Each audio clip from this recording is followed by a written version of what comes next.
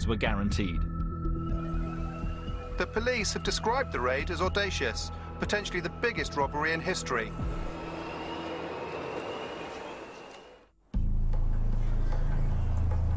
Almost exactly a year later came the trial. The court heard how sophisticated the robbers' plan had been.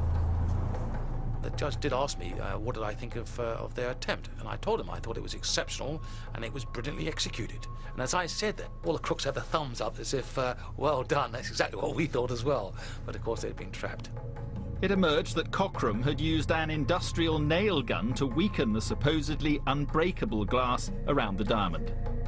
I don't quite know how they knew that those nail guns were able to penetrate that glass, but it did. It worked perfectly. 10 seconds, they got a hole into the glass. It was revealed that Robert Adams had only joined the gang the night before the raid. That sounds very strange to me. Someone must have pulled out who had knowledge of it, and they had to replace a man. In an attempt to reduce the charge of armed robbery to one of simple theft, defence lawyers argued that the gang had not used firearms on the raid. The main crux of the robbers' defence at court was that they didn't have any weapons. They were trying to portray that they were no more than accomplished shoplifters doing a smash and grab.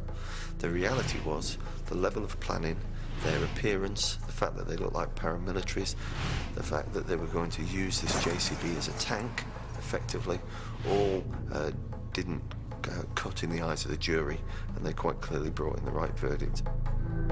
Dome raiders Ray Betson and Billy Cockram were today jailed for 18 years for their part in the attempted robbery of the Millennium Star.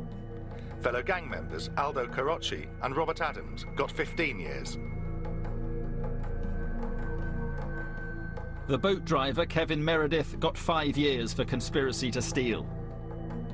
Lee Wenham received 4 years for his role in the Dome robbery and a further 9 for the Aylesford heist. No other gang member has ever stood trial for either the Aylesford or the Nine Elms raid. The last member of the gang, Terence Millman, died of cancer in prison while awaiting trial. In the years that have followed the trial, one rumour about the robbery has refused to go away. Had the gang been working for someone else? I was just managing to pick up whispers that possibly there's a Russian connection and that this is where the diamond was going to go, that I couldn't actually, grip that there was someone bigger.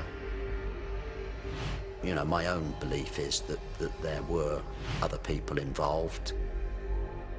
Speculation, but well-informed speculation, I think.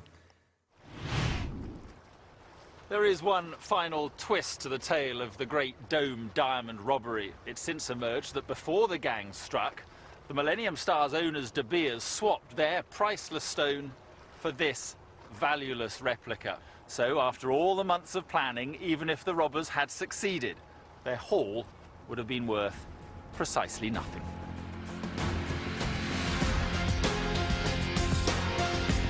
Well, continuing with our night of football here on ITV1, we catch up with the first round replays. It's FA Cup highlights with Jim Rosenthal coming up next.